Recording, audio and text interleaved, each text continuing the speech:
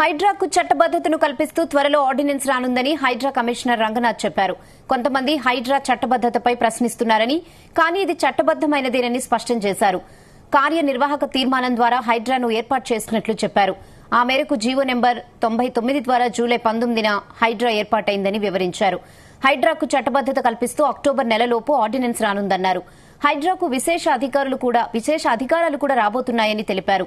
6 వారాల తర్వాత అసెంబ్లీలో హైడ్రా బిల్ వస్తుందని, మున్సిపాలిటీలు, నీటిపారుదల, రెవెన్యూ శాఖలకు సహకారం అందిస్తామని అన్నారు. గ్రే హౌండ్స్ టాస్క్ ఫోర్స్ తరహాలో హైడ్రా పనిచేస్తుందని వివరించారు.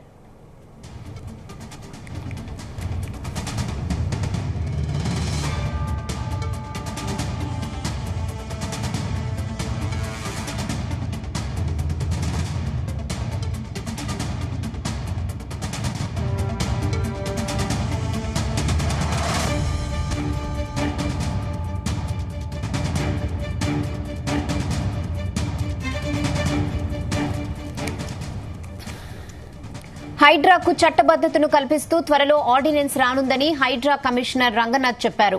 కొంతమంది హైడ్రా చట్టబద్దతపై ప్రశ్నిస్తున్నారని, కానీ ఇది చట్టబద్దమైనదేనని స్పష్టం చేశారు. కార్యనిర్వాహక తీర్మానం ద్వారా హైడ్రాను ఏర్పాటు చేసినట్లు చెప్పారు. ఆ మేరకు జీవో నెంబర్ 99 ద్వారా జూలై 19న హైడ్రా ఏర్పాటైందని వివరించారు. హైడ్రాకు చట్టబద్దత కల్పిస్తూ అక్టోబర్ నెలలోపు ఆర్డినెన్స్ రానుందన్నారు. హైడ్రాకు విశేష అధికారాలు కూడా రాబోతున్నాయని తెలిపారు. 6 వారాల తర్వాత అసెంబ్లీలో హైడ్రా బిల్ వస్తుందని, మున్సిపాలిటీలు, నీటిపారుదల, రెవెన్యూ శాఖలకు సహకారం అందిస్తామన్నారు. గ్రే హౌండ్స్ టాస్క్ ఫోర్స్ తరహాలో హైడ్రా పనిచేస్తుందని వివరించారు.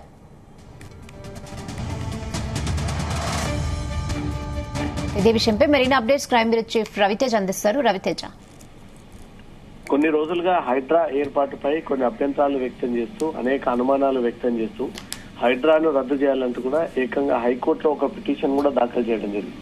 హైడ్రా ఏ లక్ష్యం కోసం ఏర్పాటు చేశారు, ఎవరి స్వలాభం కోసం ఏర్పాటు చేశారు, హైడ్రా పనితీరు ఏంటి, ఏ ప్రతిపాదన కింద ఈ హైడ్రాను ఏర్పాటు చేయాల్సి వచ్చిందంటూ కూడా కొన్ని అనుమానాలన్నీ కూడా ఒక్కరొక్కరుగా వారి అభిప్రాయాలను వ్యక్తం చేస్తా ఉన్నారు. హైకోర్టులో ఒక పిటిషన్ కూడా దాఖలు చేయడం జరిగింది.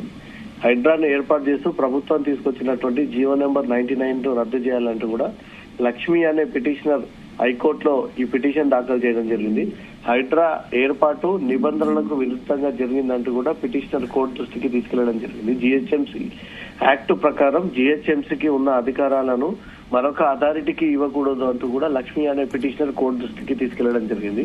జిహెచ్ఎంసీ యాక్ట్ ప్రకారం జిహెచ్ఎంసీకి ఉన్న అధికారులను మరొక అథారిటీకి ఇవ్వకూడదని, జిహెచ్ఎంసీకి ఉన్న అధికారులను హైడ్రాకి ఎలాంటి కూడా క్వశ్చన్ చేయడము, హైడ్రా ఏర్పాటు చట్ట విరుద్ధంగా జరుగుతుందంటూ కూడా కోర్టు దృష్టికి తీసుకెళ్లడము, జిహెచ్ఎంసీకి ఉన్న విచక్షణ అధికారులను హైడ్రాకు ఇవ్వడం సాధికారంటూ కూడా ఈ విషయం కోర్టు నోటీస్ తీసుకురావడం. జీవో నెంబర్ 99 ప్రకారం హైడ్రాకు ఆల్ ఇండియా సర్వీసెస్ అధికారి లేదా ప్రభుత్వ కార్యదర్శి అధికారిగా ఉండాలని, కానీ ప్రస్తుతం హైడ్రాకు ఆల్ ఇండియా సర్వీసెస్ అధికారి కాకుండా ఐపీఎస్ వ్యక్తిని కమిషనర్ గా నియమించి హైడ్రాను కొనసాగిస్తా ఉన్నారంటూ కూడా కోర్టులో ఈ వాదన జరగడము, ప్రభుత్వానికి నోటీసులు జారీ చేయడము, తదుపరి 2 వారాల తర్వాత ఈ కేసు వాయిదా వేయడం, ఈ అంశానికి సంబంధించి కొన్ని పుకార్లు క్రియేట్ అవుతున్నటువంటి సందర్భంగా ఈ రోజు హైడ్రా కమిషనర్ ఒక క్లారిటీ ఇవ్వడం జరిగింది.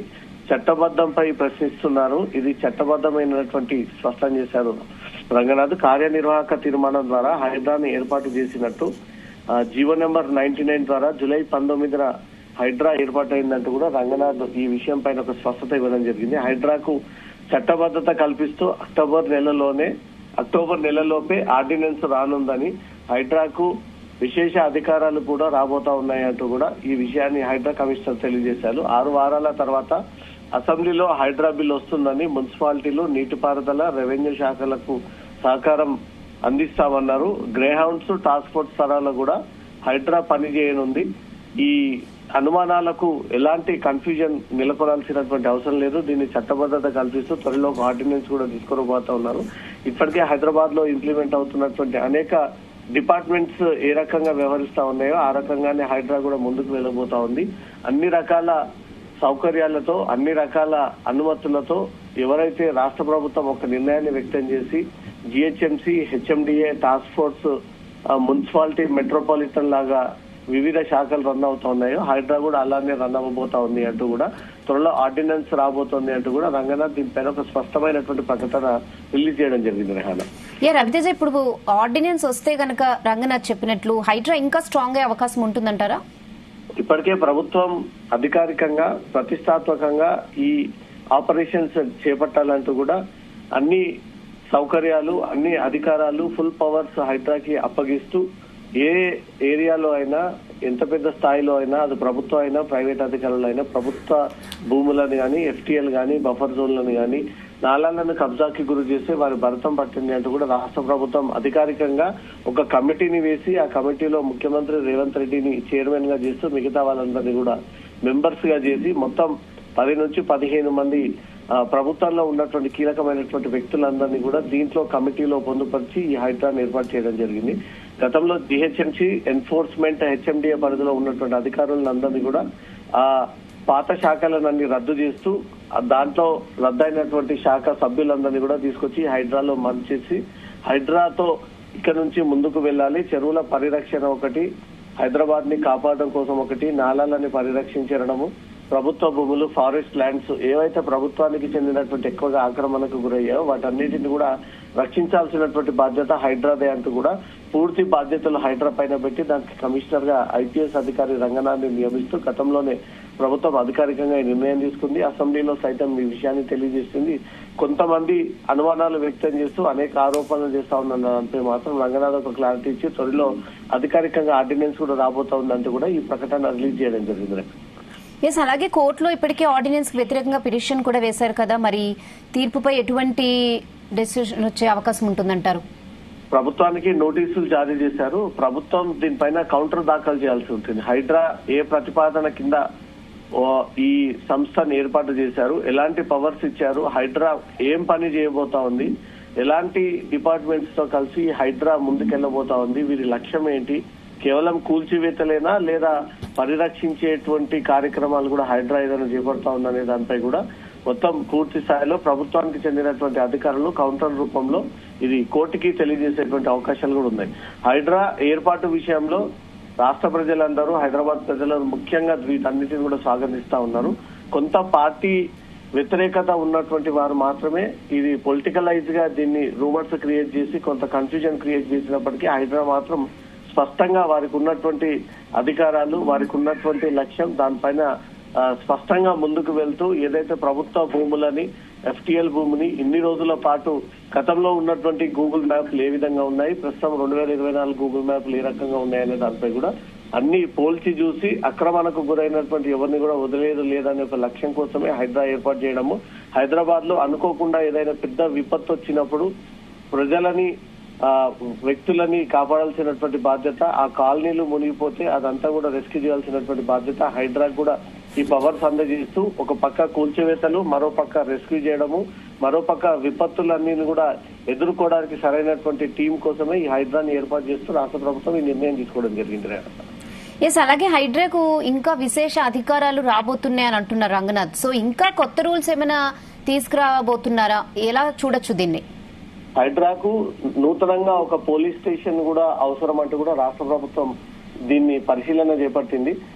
ఎవరైతే గతంలో ఈ అక్రమార్కులకు వతస్తు పలుకుతూ అక్రమార్కులకు అనుమతులు ఇస్తూ పాత బిల్లులన్నీ కూడా కొత్త బిల్లులాగా క్రియేట్ చేసి ఇన్ని రోజుల పాటు అనుమతించి వారిని ప్రోత్సహించారో వారందరూ భరతం పట్టే విధంగా ప్రత్యేకమైనటువంటి హైడ్రా పోలీస్ స్టేషన్ ఏర్పాటుకు కూడా ప్రభుత్వం ఇప్పటికే క్లియరెన్స్ ఇవ్వడము, త్వరలో హైడ్రాకు ఒక పోలీస్ స్టేషన్ ఇవ్వడము, అక్కడ కూడా ఎస్హెచ్ఓ స్థాయి అధికారులను, సబ్ ఇన్స్పెక్టర్ స్థాయి అధికారులను, అవసరమైతే additional commissioner of police ACP స్థాయి అధికారిని కూడా నియమించి ఈ బీఆర్ఎస్ ప్రభుత్వం కంటే ముందు నుంచి గానీ ఆక్రమణకు గురైనటువంటి ఈ చెరువులకు సంబంధించి ముఖ్యంగా అధికారులు ఎవరు అనుమతులు ఇచ్చారు, ఎవరు ఈ నిర్మాణాలకు దగ్గరుండి ప్రోత్సహించి డబ్బులు తీసుకున్నారనే వారందరి లెక్కలు కట్టాల్సి ఉంది. కాబట్టి రాష్ట్ర ప్రభుత్వం ఈ పోలీస్ స్టేషన్ ఏర్పాటు చేసి ఏదైతే చెరువులని ఆక్రమించుకొని చెరువులకు అనుమతించినటువంటి అధికారులకు వీరికి చట్టపరంగా శిక్ష పడాల్సిందే ఉంది. కాబట్టి హైడ్రా గుర్తించినటువంటి అధికారులపైన ఫిర్యాదు ఇచ్చినటువంటి వెంటనే హైడ్రా వారిపైన కేసులు నమోదు చేసి వాళ్ళందరినీ కూడా జైలు పాలు చేసేటువంటి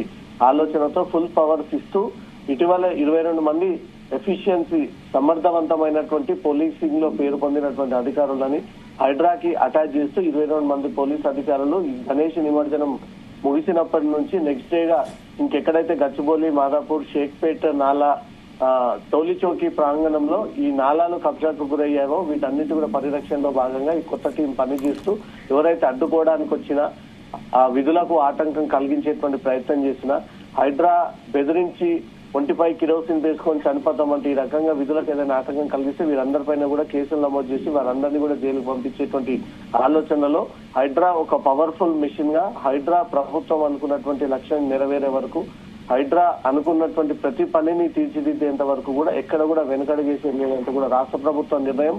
హైడ్రా కమిషనర్ కూడా చాలా స్పష్టంగా రాష్ట్ర ప్రజలు, హైదరాబాద్ ప్రజలందరినీ కూడా కాపాడాల్సినటువంటి బాధ్యత మాది.